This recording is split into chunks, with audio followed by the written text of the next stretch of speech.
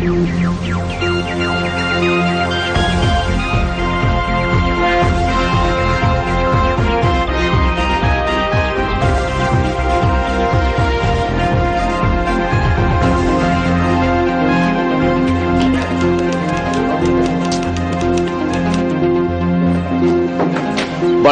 நீங்கள் இணைந்து கொள்வது இலங்கையின் முதற்தர செய்தி வழங்குனர் நியூஸ் ஃபர்ஸ்டின் பிரதான செய்திகளோடு. உங்களோடு இணைந்து கொள்வது ஜெஃப்ரி ஜபதார்ஷன். முதலில் இன்றைய தலைப்புச் செய்திகள். பிரதமருக்கு எதிரான நம்பிக்கையில்லா பிரேரணை, பாராளுமன்ற செயலாளரிடம் கையளிப்பு. வன அழிப்புக்கு இடமளிக்கப் போவதில்லை என ஜனாதிபதி உறுதி. මට ව්‍යාපාරිකයන් ජාවාරම්කාරයන් වැරදි කරන දේශපාලඥයින් එක්ක මගේ කිසිදු ගනුදෙනුවක් නැහැ. நல்லாட்சிக்கு ஐக்கிய நாடுகள் சபையின் பொதுச் செயலாளர் வரவேற்பு. யாழில் மற்றொரு உயர் பாதுகாப்பு வலயத்திற்கு செல்ல மக்களுக்கு அனுமதி.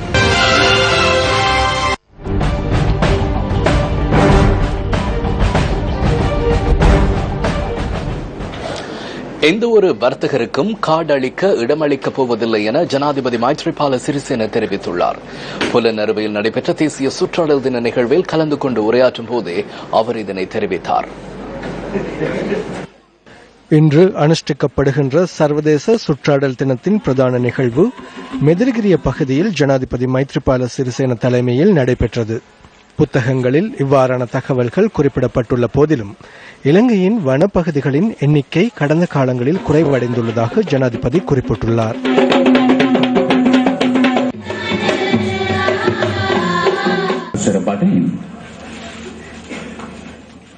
ගෙවී අවුරුදු 5-6ක කාලය තුල ගත්තාම මේ රටේ ආරම්භ කරන ලද මහා යෝධ සංවර්ධන ව්‍යාපෘති තියෙනවා. கடந்த 5 அல்லது 6 வருடங்களில் இந்த நாட்டில் மிக பிரமாண்டமாக அபிவிருத்தி திட்டங்கள் ஆரம்பிக்கப்பட்டிருந்தன. அவற்றை நான் பேரளவில் குறிப்பிடப் போவதில்லை. இதனை கூறினால் சிலருக்கு சங்கடமாக இருக்கக்கூடும். சுற்றாடல் அறிக்கைகள் இல்லாத பாரிய அபிவிருத்தி பணிகள் ஆரம்பிக்கப்பட்டன. தென் மாகாணத்தில் விமான நிலையத்தை நிர்மாணிக்கும் போது நூற்றுக்கணக்கான மைல்களை கொலை செய்தனர். தன்னிச்சையாக எடுக்கப்படுகின்ற அரசியல் தீர்மானத்தின் பிரகாரம் பாரிய அபிவிருத்தி திட்டங்களினால் பாரிய சூழல் அழிவை இந்த நாடு எதிர்நோக்கியுள்ளது. வில்பத்து பகுதியில் ஏற்பட்டுள்ள அழிவை நான் கடந்த வாரம் யாழ்ப்பாணம் செல்லும் போது பார்த்துக் கொண்டு சென்றேன். எனது ஆட்சி காலத்தில் இந்த நாட்டில் உள்ள எந்த ஒரு அரசியல்வாதிகளுக்கும் எந்த ஒரு வர்த்தகர்களுக்கும் காடுகளை அழித்து சூழலை இல்லாதொழிப்பதற்கு இடமளிக்கப் போவதில்லை என்பதை நான் மிக தெளிவாக கூறிக்கொள்கின்றேன். எந்த ஒரு நபருடனும் தனிப்பட்ட தொடர்புகள் எனக்கு கிடையாது. தவறிழைக்கின்ற வர்த்தகர்கள் அரசியல்வாதிகளுடன் எனக்கு எவ்வித கொடுக்கல் வாங்கல்களும் கிடையாது. ஐக்கிய தேசிய கட்சியா அல்லது ஸ்ரீலங்கா சுதந்திர கட்சியா என எந்த கட்சியாக இருந்தாலும் பரவாயில்லை. பாரிய அளவில் சூழலை அழிக்க நாம் இடமளிக்கப் போவதில்லை. මොන පක්ෂයේද මට ඒ වැඩක් නැහැ වැරදි කරන අය පිළිබඳව. මේ බරපතල පරිසර විනාශයන්ට ඉඩ දෙන්න පුළුවන් කමක් නැහැ. பிரதமர் ரணில் விக்ரமசிங்கவிற்கு எதிரான நம்பிக்கையில்லா பிரேரணை பாராளுமன்ற செயலாளர் நாயகம் தம்மிக்க தாசநாயக்கவிடம் இன்று கையளிக்கப்பட்டுள்ளது. பாராளுமன்ற உறுப்பினர் மனுஷ நாணயக்கார உள்ளிட்ட ஐக்கிய மக்கள் சுதந்திர கூட்டமைப்பின் உறுப்பினர்கள் சிலரினால் இந்த நம்பிக்கையில்லா பிரேரணை சமர்ப்பிக்கப்பட்டது. 112 பேர் நம்பிக்கையில்லா பிரேரணையில் கைச்சாத்திட்டுள்ளதாக பாராளுமன்ற செயலாளர் நாயகம் தம்மிக தசநாயக்க தெரிவித்தார். நேற்றிரவு மெதமுள்ளனைக்கு சென்று சபாநாயகரை சந்தித்து அவரின் அனுமதியை பெற்றுக் கொண்டோம். அத்துடன் ஐக்கிய மக்கள் சுதந்திர கூட்டமைப்பின் அரசியல் தலைமைத்துவத்தை சந்தித்து அவர்களின் அனுமதியை பெற்று நம்பிக்கையில்லா பிரேரணை ஒன்றை சமர்ப்பிக்கப்பட்டுள்ளது. நம்பிக்கையில்லா பிரேரணை ஒன்று ஒரு கையொப்பம் அல்லது 2 கையொப்பம், அவ்வாறு இல்லையென்றால் 20 கையொப்பத்துடன் இதுவரை கையளிக்கப்பட்டுள்ளது. எனினும் 112 கையொப்பங்களுடன் சமர்ப்பிக்கப்பட்ட வரலாற்றில் மிகவும் அதிகளவான கையொப்பங்களுடன் சமர்ப்பிக்கப்பட்ட மிகவும் மோசமான நம்பிக்கையில்லா பிரேரணை இதுவாகும். பிரதமருக்கு எதிராக கொண்டுவர உத்தேசிக்கப்பட்டுள்ள நம்பிக்கையில்லா பிரேரணையில் 8 விடயங்கள் உள்ளடக்கப்பட்டுள்ளன.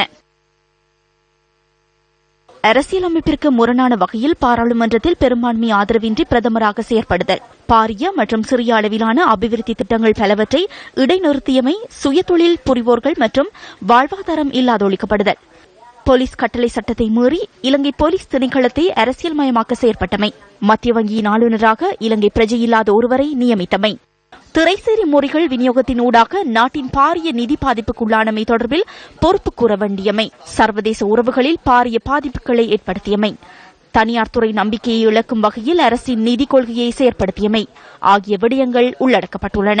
පාර්ලිමේන්තු ඉතිහාසයේ වැඩිම මන්ත්‍රීවරුන් ප්‍රමාණයක අත්සනින් යුතුව විශ්වාසභංග යෝජනාවක් ඉදිරිපත් වෙච්ච අවස්ථාව හැටියට මේ අවස්ථාව සඳහන් වෙනවා. ඒ වගේම பாராளுமன்ற வரலாற்றில் அதிகளவான உறுப்பினர்களின் கையொப்பத்துடன் நம்பிக்கையில்லா பிரேரணை ஒன்று சமர்ப்பிக்கப்பட்ட சந்தர்ப்பம் இதுவாக பதிவாகின்றது. பாராளுமன்ற நிகழ்ச்சி நிரலுக்கு எதிர்வரும் புதன்கிழமை இந்த விடயம் உள்வாங்கப்பட உள்ளது.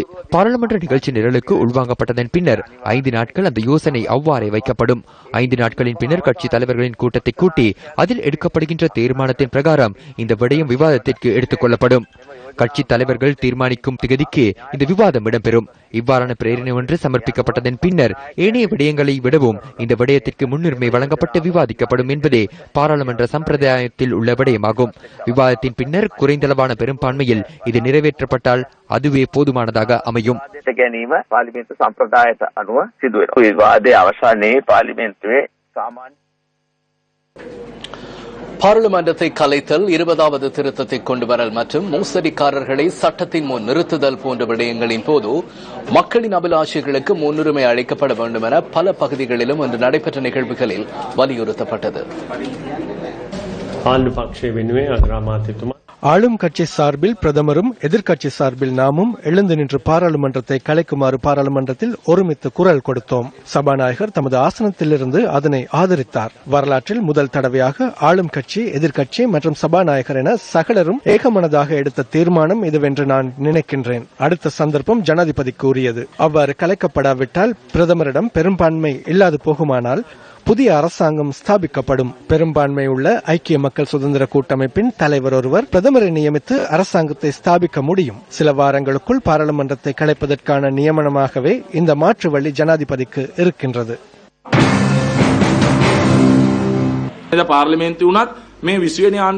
பாராளுமன்றத்திலாக இருந்தாலும் 20வது திருத்தத்தை அமல்படுத்துவதற்காக அல்ல என்று கத்துகின்றனர்.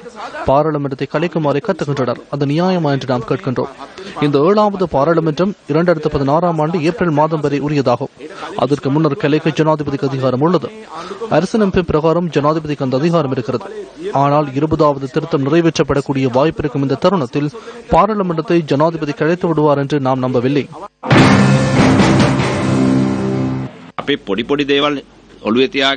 நாம் சிறு விடயங்களை தலையில் வைத்துக் கொண்டு பொதுமக்களை முற்றுமுழுதாக பாதிக்கும் விடயங்களை தவிர்த்தல் மக்கள் பிரதிநிதிகள் என்ற வகையில் சிறந்ததல்ல. 20வது திருத்தத்தை நிறைவேற்றுவோம். வரையறைகளை கொண்ட 20வது திருத்தத்துடன் அடுத்த தேர்தலை நடத்துவோம். அந்த இடத்துக்காகவாவது 20வது திருத்தத்தை கொண்டு வர முடியும் அல்லவா?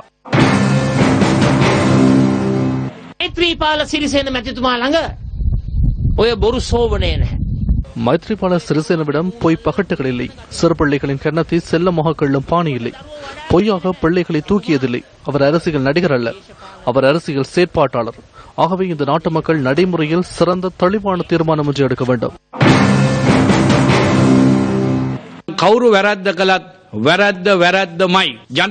யார் தவறிழைத்தாலும் தவறு தவறுதான். ஜனவரி 8ஆம் திகதிக்கு முன்பும் அந்த தவறு தவறுதான்.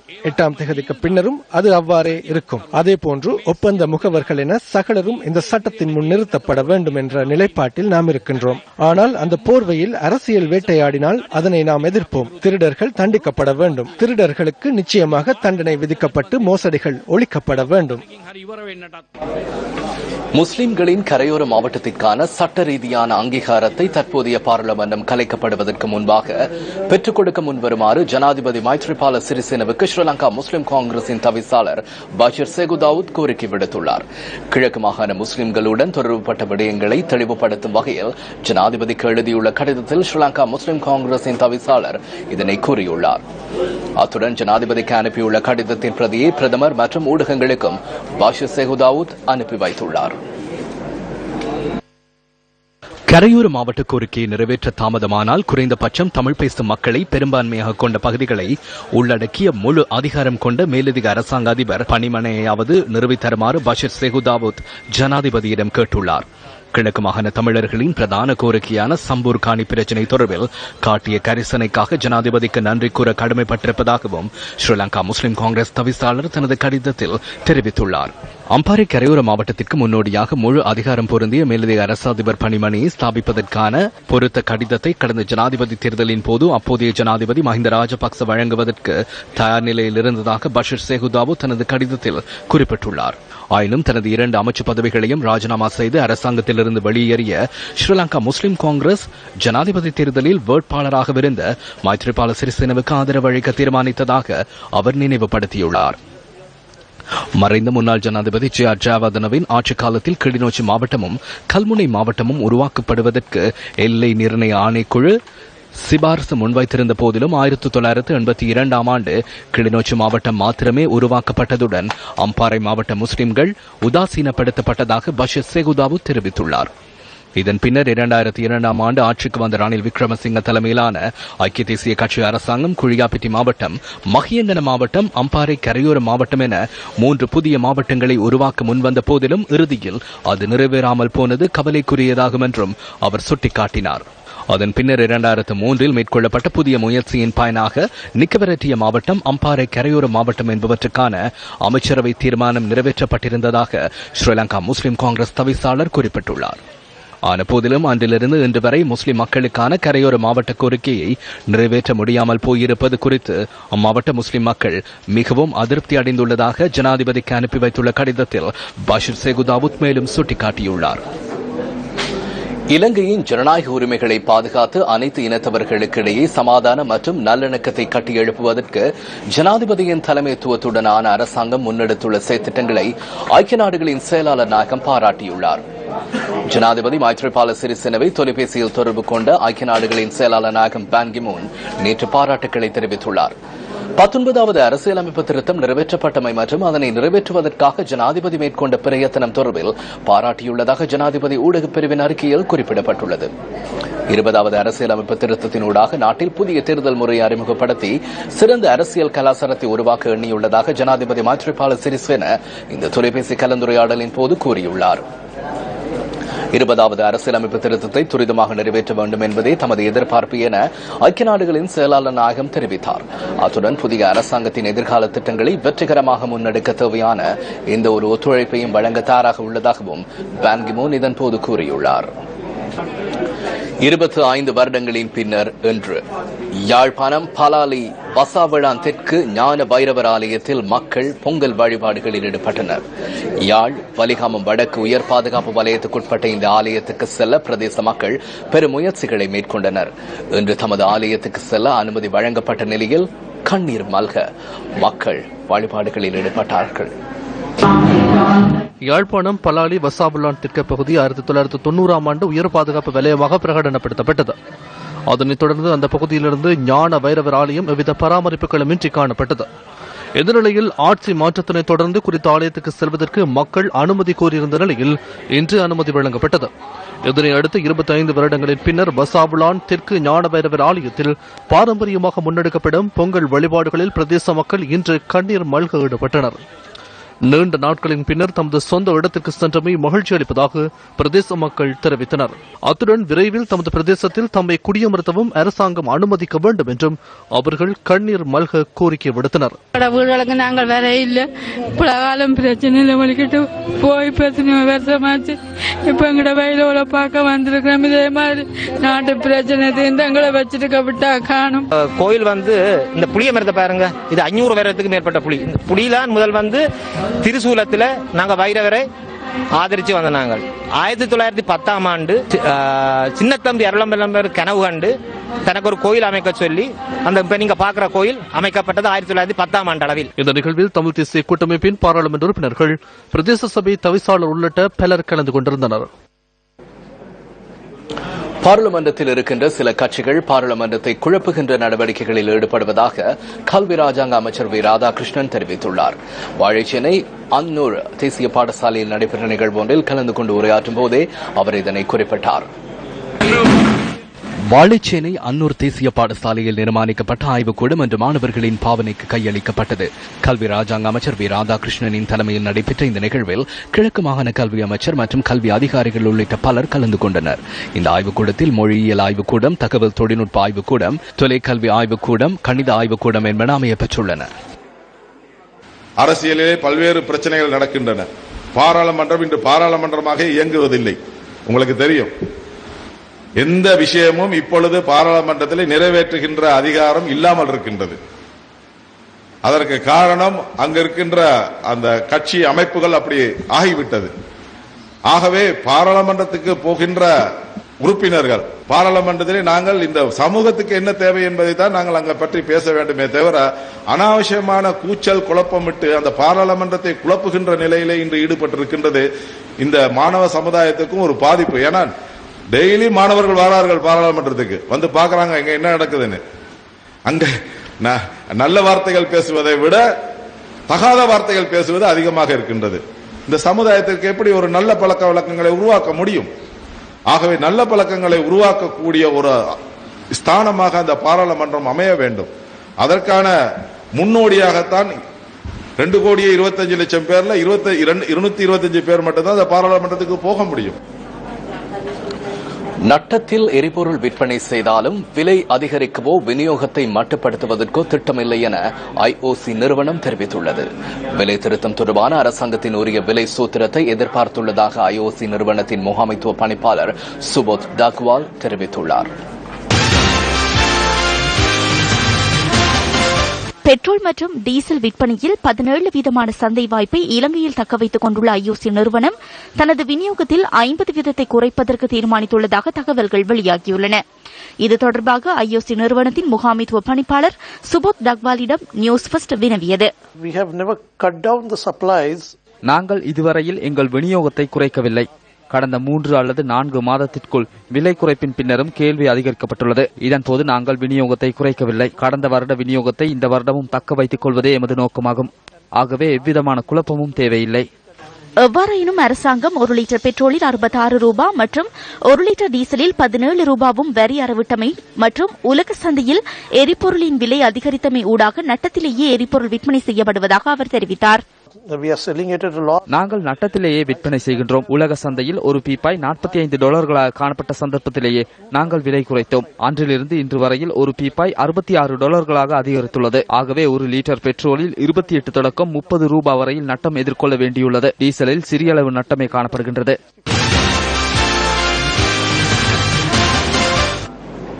தேசிய அரசாங்கத்திற்காக ஐக்கிய தேசிய கட்சியுடன் ஸ்ரீலங்கா சுதந்திர கட்சி எவ்வித புரிந்துணர்வு உடன்படிக்கையும் ஏற்படுத்திக் கொள்ளவில்லை என டிமா ஸ்ரீபாலா டி சில்வா அறிக்கை ஒன்றினூடாக தெரிவிக்கின்றார். அவ்வாறான புரிந்துணர்வு உடன்படிக்கை ஏற்படுத்தப்பட்டிருப்பின் நாட்டிற்கு அதனை பகிரங்கப்படுத்துமாறு எதிர்க்கட்சித் தலைவரின் அறிக்கையில் வேண்டுகோள் விடுக்கப்பட்டுள்ளது. அதன் பிரதியை ஊடகங்களுக்கு வழங்குமாறும் அந்த அறிக்கையில் குறிப்பிடப்பட்டுள்ளது. எதிர்வரும் தேர்தலில் ஏற்படக்கூடிய தோல்வியை தவிர்க்கும் வகையில் கற்பனை கதைகளை கூறி அரசாங்கம் மக்களை தவறான வழியில் இட்டுச் செல்வதாக நிமல் ஸ்ரீபாலா டி சில்வா குற்றம் சுமத்தினார். சர்வதேச அங்கீகாரத்துடனே சமஷ்டி முறையில் தமிழ் மக்களின் இனப்பிரச்சினைக்கு தீர்வு காணப்பட வேண்டும் என வடமாகாண சபை உறுப்பினர் M.K. சிவாஜிலிங்கம் தெரிவித்துள்ளார். யாழ்ப்பாணத்தில் இன்று நடைபெற்ற ஊடகவியலாளர் சந்திப்பில் கலந்து கொண்ட போதே அவர் இதனை குறிப்பிட்டார். இலங்கை தமிழர்களுக்கான தீர்வு இதுதான், அதாவது அதிகார பரவலாக்கல் தான் என்று சொல்ல வைக்கின்ற ஒரு முயற்சி நடைபெற்றுக் கொண்டிருக்கிறது. உலகத் தமிழர் பேரமைப்பு என்று சொல்லப்படுகின்ற அந்த அமைப்பிலே இருக்கக்கூடிய சுரேந்திரன் அவர்கள் இதிலே மிக தீவிரமாக அரசியலிலே அனுபவம் இல்லாத எங்களுடைய மக்களுடைய உணர்வுகளை புரிந்து கொள்ள முடியாதவர்கள், சர்வதேசம் எவ்வாறு எங்களுடைய மக்களை ஏமாற்றியது என்பதை புரிந்து கொள்ளாதவர்கள், என்ஜிஓக்களை நம்பி இலங்கை அரசாங்கத்தை நம்பி பேச்சுவார்த்தைகளை நடத்தி கொண்டிருக்கிறார்கள். ஒரு சில கட்ட சுற்று பேச்சுவார்த்தைகள் சிங்கப்பூரில் முடிவடைந்த சூழ்நிலையிலே இன்றும் நாளையும் துபாயிலும் அந்த பேச்சுவார்த்தைகள் நடப்பதற்கான ஏற்பாடுகள் செய்யப்பட்டிருக்கின்றன. இலங்கையினுடைய வெளிவிவகார அமைச்சர் திரு மங்கள சமரவீர சென்றிருக்கிறார். முன்னாள் ஜனாதிபதி திருமதி சந்திரிகா பண்டாரநாயக்கா குமாரதுங்கவும் செல்ல இருப்பதாக செய்திகள் வெளியாகியிருக்கின்றன. எங்களுடைய மக்கள் ஒன்றிலே தெளிவாக இருக்க வேண்டும். இந்த அரைகுறை தீர்வுகளை, அரை வேக்காட்டு தீர்வுகளை நாங்கள் ஒருபோதும் ஏற்றுக்கொள்ள முடியாது. ஆக குறைந்தது தமிழ் மக்களுக்கு சமஷ்டி அரசியல் அமைப்பில் அடிப்படையிலான ஒரு தீர்வை தான் நாங்கள் எதிர்பார்த்திருக்கிறோம். ஒரு சர்வதேச மத்தியஸ்தத்தின் ஊடாக சர்வதேச உத்தரவாதம் எங்களுக்கு வேண்டும். இன்டர்நேஷனல் தேசிய ஒற்றுமையின் பலத்தை உலகிற்கு எடுத்துக்காட்டி சகவாழ்வின் தகவலுடன் பயணிக்கும் ஒற்றுமை பயணத்தின் 29வது நாள் என்றாகும். இன்றைய பயணம் வெலிகம நகரில் நிறைவு பெற்றது.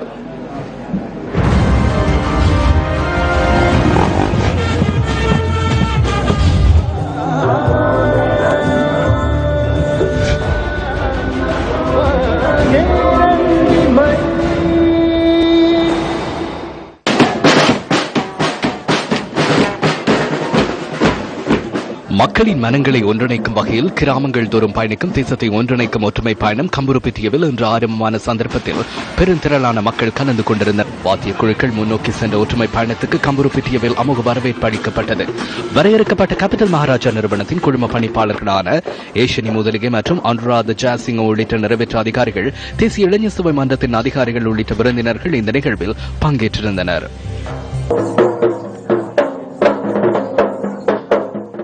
ජාතිය ආගම කුලය පදනම් කරගෙන இனம், மதம், குலம் என்பவற்றை அடிப்படையாக கொண்டு உங்களை பிரிப்பதற்கு எவருக்கும் இடமளிக்க வேண்டாம்.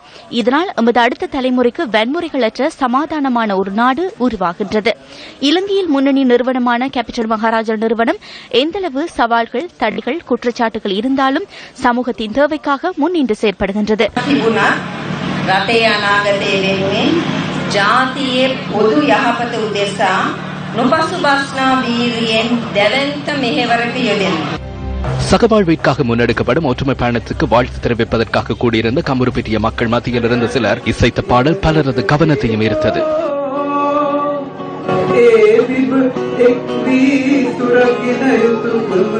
உலகை பார்க்கும் வரம் தமக்கு இல்லாத போதிலும் சமாதானத்துடன் கூடிய நாடொன்று எதிர்கால சந்ததியினருக்கு வழங்க முயற்சியை முன்னெடுக்கும் ஒற்றுமை பயணத்துடன் மனப்பூர்வமாக மக்கள் இணைந்தனர். கம்புருப்பிட்டியவில் கூடிய மக்கள் சகவாழ்வுக்கான பயணத்துக்கு மனமாற வாழ்த்துக்களை தெரிவித்தனர்.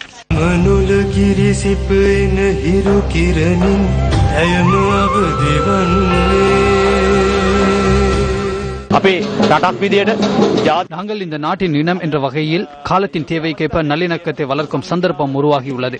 எனவே சிரச ஊடக வலையமைப்பும் தேசிய இளைஞர் சேவை மன்றமும் இந்த பாரிய சேவையை முன்னெடுக்கின்றது. கம்புருப்பிட்டி மக்களின் வாழ்த்துக்களுக்கு மத்தியில் ஒற்றுமை பயணம் மாத்தறை நகரை நோக்கி பயணித்தது.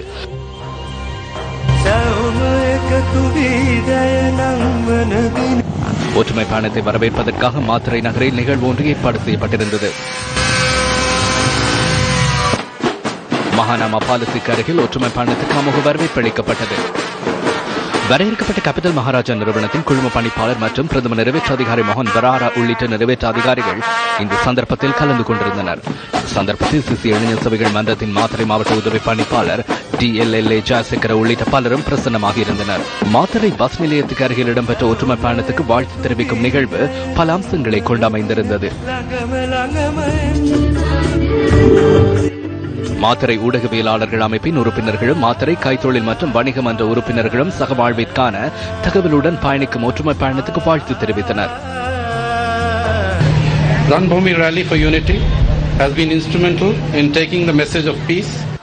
சமாதானம், சகோதரத்துவம், ஒற்றுமை, அந்நியோன்ய புரிந்துணர்வு மற்றும் நம்பிக்கை ஆகிய தகவல்களை சிங்கள, தமிழ், முஸ்லிம், கிறிஸ்தவ மற்றும் ஏனைய அனைத்து இனத்தவர்கள் மத்தியில் ஒற்றுமை பயணம் கொண்டு சென்றுள்ளது. கிராமங்கள், நகரங்கள், நாடு பூராகவும் இந்த தகவலை ஒற்றுமை பயணம் கொண்டு செல்கிறது. இதனூடாக முழு உலகின் சிரேஷ்ட நாடாக இலங்கை மாற்றுவதற்கு முடியும். நமது பிள்ளைகளின் எதிர்காலத்திற்காகவே நாம் இந்த நடவடிக்கைகளை முன்னெடுக்கிறோம். இலங்கையின் முதன்மை நிறுவனங்களில் ஒன்றான கேபிட்டல் மகாராஜா நிறுவனத்துக்கு எவ்வித சவால் வந்த போதிலும் நாடு, மக்களின் நலன் மற்றும் அபிவிருத்திக்காக செய்யக்கூடிய விடயங்களை முன்னெடுப்பதில் பின்னிக்க மாட்டோம். And development of the country and the people, no matter what the challenges. பெற்றோர்களே, சிரச ஊடக வலையமைப்பு என்ற வகையில் நாம் உங்களுடன் தொடர்ந்து இருந்துள்ளோம். நாளையும் நாம் உங்களுடனே இருப்போம். விரிவான தேசிய நோக்கம் ஒன்றை முன்வைத்து பயணிக்கும் ஒற்றுமை பயணத்துடன் மாத்தறை மக்கள் மிகுந்த ஆர்வத்துடன் இணைந்தனர்.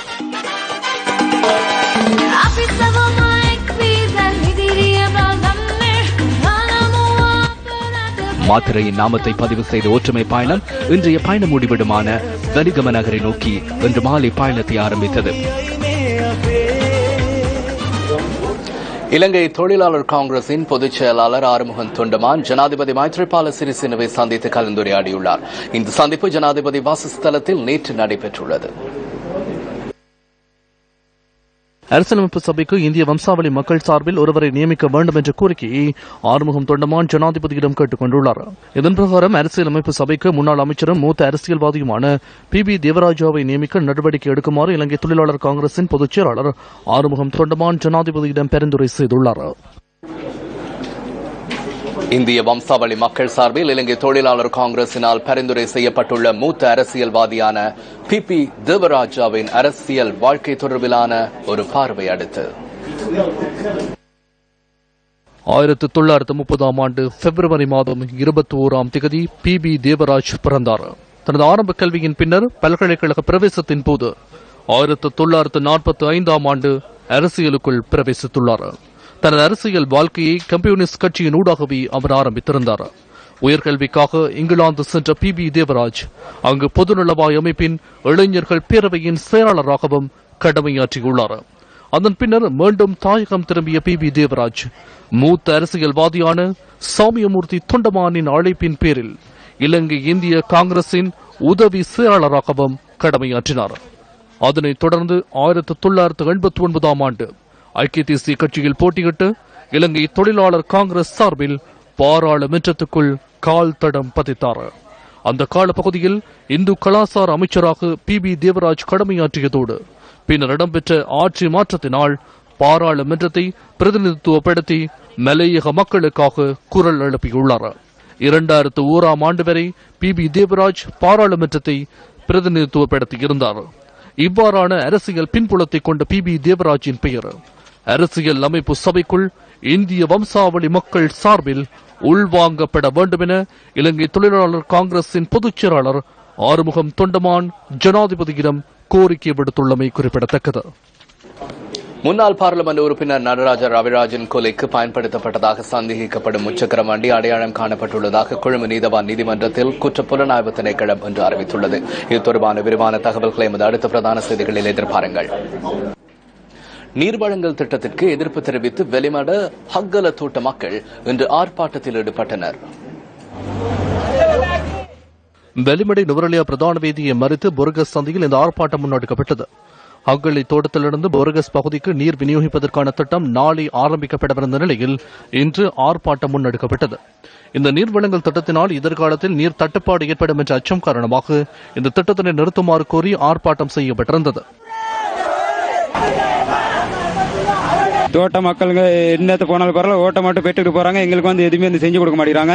இதை நாளைக்கே பார்த்து எங்களுக்கு தீர்வு பெற்று தர சொல்லி நாங்க கேட்டுக்கொள்கிறோம். தண்ணி பிரச்சனை தான் இருக்கு. அடிக்கல் நாட்டி இருக்காங்க, நாளைக்கு நாட்டுறேன்னு சொல்லி நாளைக்கு நாட்ட தான் போறாங்க. எங்களுக்கு அது இல்லாம தண்ணி கொடுக்க நாங்க விரும்பல. நாங்க ஏற்கனவே 5 லைன் தண்ணி கொடுத்துருக்கோம்.